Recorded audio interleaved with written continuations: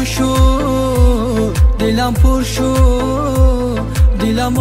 کشید از جدایی بهانه بود همه گپات شود روزه که نزد من بیایی دلم خون شد دلم پر شد دلم کشید از جدایی بهانه بود همه گپات شود روزه که نزد من بیایی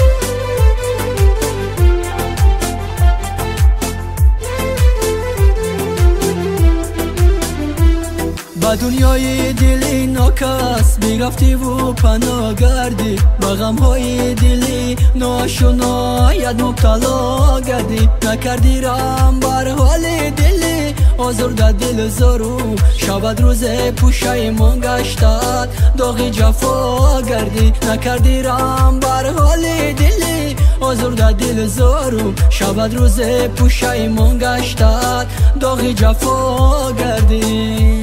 دلم خون شد دلم پر شد دلم کشید از جدایی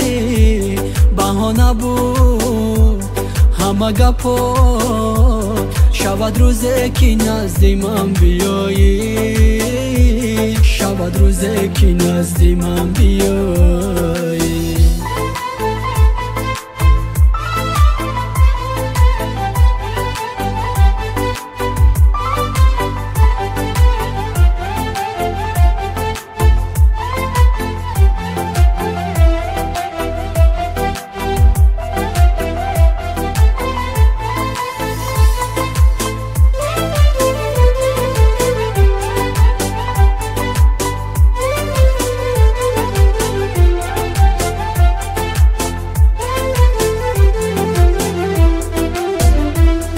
هنوزم در نگشت است که بیایی شوی دور عزیز روم کجایی با بیسته رفتم از غمی تو میسوزی از جدایی از جدایی هنوزم در نگشت است که بیایی شوی دور عزیز روم کجایی با بیسته رفتم از غمی تو میسوزی از جدایی از جدایی دلم خون شد دلم پر شد دلم کشید از جدایی بهانه بود همه گپات شود روزه که نزد من بیایی دلم خون شد دلم پر شد دلم کشید از جدایی بهانه بود